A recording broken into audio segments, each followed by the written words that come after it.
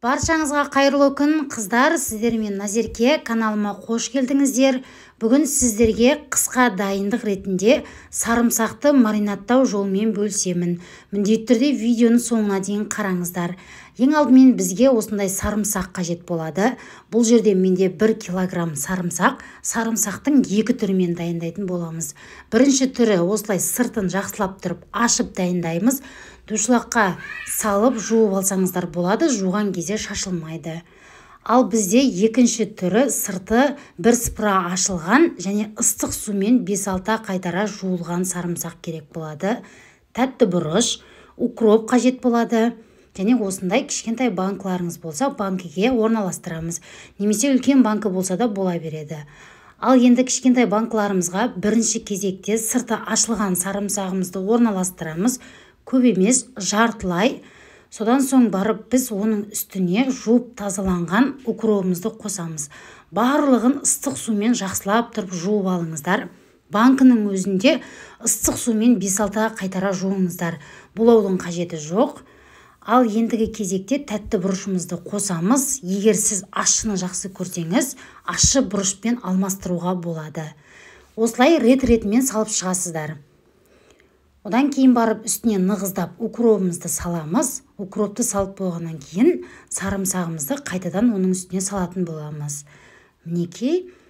Ендігі кезекте екінші банкымызды да осылай толтырамыз. Кішкентай болсын, үлкен болсын, өзіңізге қалай удобно, сол банкыны алып пайдалансаңыздар болады. Өздеріңіздің ыңғайларыңызға қарайсыздар.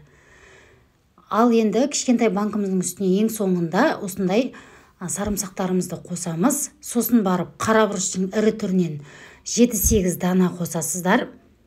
Лабыр жапырағын қосуды да ұмытпаңыздар. 2-3 штук қоссаңыздар жеткілікті.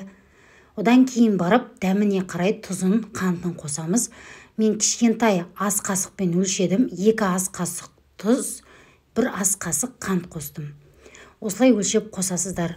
Оның үстіне міндетті түрде сақырлап қайнап тұрған ыстық суымызды құямыз. Міндетті түрде қыздар, суларыңыз сақырлап ыстық болып қайнап тұру керек. Бетін қақпақпен 10 минутқа жауып қоясыздар. Сырты ашылмаған сарымсағымызды дәл солай маринаттаймыз. Бұл жерде айырмашылық тек тұзы мен қантында болады.